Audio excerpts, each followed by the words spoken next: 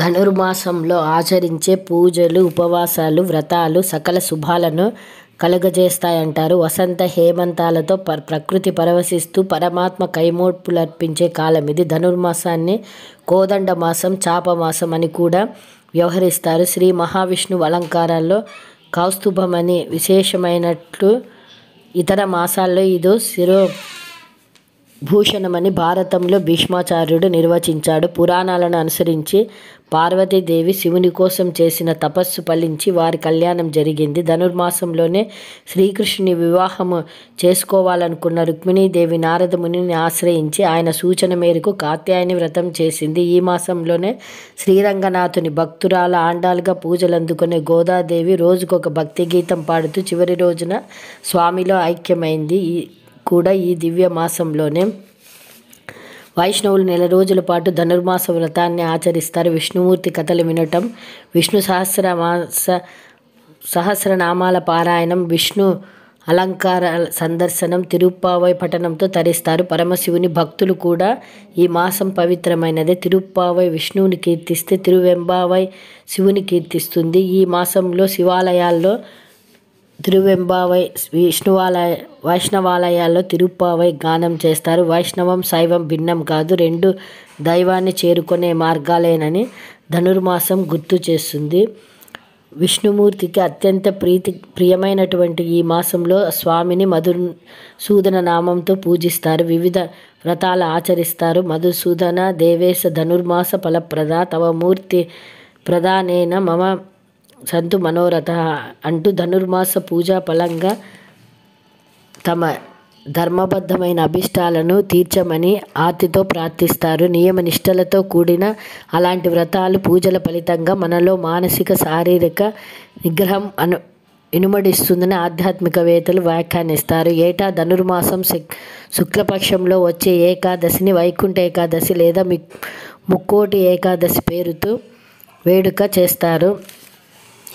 ధనుర్మాసం అనగానే మనకు గోదాదేవి ఆసువుగా ఆలపించిన తమిళ తిరుప్పావై గుర్తొస్తుంది. గోదాదేవిని ఆండాల్, చుడి కొడుతు నాచియార్ అని తిరుప్పావై గీతాలను పాసురాలని పిలుస్తారు. గోదా ధనుర్మాస వ్రతం ఆచరించి శ్రీ మహావిష్ణువు అనుగ్రహం పొందింది. ఆండాల్ లలిత సంగీత లయ విన్యాసాలతో కూర్చిన పాసురాలతో పరమాత్మపై భక్తి ప్రేమలు సౌరభిస్తాయి. అందుకే సాక్షాత్ ఆ దేవదేవుడు ఆమె ప్రేమపూర్వక పాసురాలను హారాలుగా ధరించాడు. ఆమెను తనలో ఐక్యం చేసుకున్నాడు. కృష్ణదాసి అయిన గోదా మనసు ఎప్పుడూ మాధవ మందిరంలోనే. ఆమె ఒక్కొక్క కవిత స్వామికి సమర్పించిన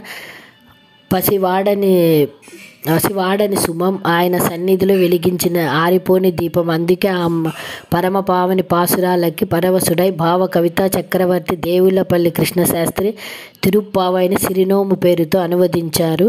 తిరుప్పావైకి శ్రీవ్రతము, మేలినోము అని పేర్లు కూడా ఉన్నాయి. ఈ గీతాలు మనలోని భక్తి భావాలను, సాత్విక ప్రవృత్తులను మేల్కొల్పటానికి ఉపయోగపడతాయి. భక్తులకే కాదు, జ్ఞానులకు ధనుర్మాసం ప్రియమాసం. అది ఆధ్యాత్మిక సాధనలకు అనువైన సమయమని సాధకుల భావన.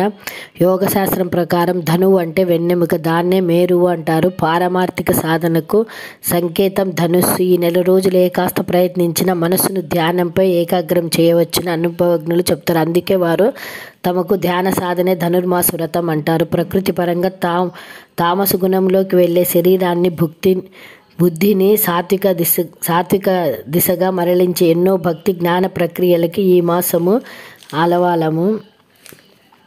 ధనుర్మాసంలో శ్రీ వెంకటేశ్వర సన్నిధిలో విశేష పూజలు నిర్వర్తిస్తారు. ఈ మాసంలో ఏడుకొండల స్వామి జరిగే ఉపచారాలను నిత్య పూజల కన్నా విభిన్నంగా ఉంటాయి. ధనుర్మాసం ప్రవేశించగానే తిరుమలలో ఆలయ శుద్ధి చేసి ధనుర్మాస పూజ నిర్వర్తిస్తారు. స్వామివారికి అర్చన, నివేదన అనంతరము గోదాదేవి రచించిన పాసురాన్ని పారాయణం చేస్తారు. రోజుకొకటి చొప్పున 30 పాసురాలు పఠిస్తారు. అలాగే ఈ మాసంలో స్వామివారికి సుప్రభాతానికి బదులుగా తిరుప్పావై పఠనం ఉంటుంది. వైకుంఠ ఏకాదశి రోజు తెల్లవారుజామున తిరుమల ఆనంద నిలయంలో వైకుంఠ ద్వారాన్ని తెరుస్తారు. తిరిగి వైకుంఠ ద్వాదశి తెల్లవారుజామున మూసేస్తారు. వైకుంఠ ఏకాదశి రోజు శ్రీదేవి, భూదేవి సమేతుడే శ్రీ వెంకటేశ్వరుడు తిరువీధుల్లో స్వర్ణరథంలో ఊరేగుతాడు. మాసాల్ని ఋతువుల్ని కూడా మాధవుడితో మమేకం చేసి ఆయన మహాత్యాన్ని మననం చేసుకోవటం మన సాంప్రదాయం. అది మన సాంప్రదాయం.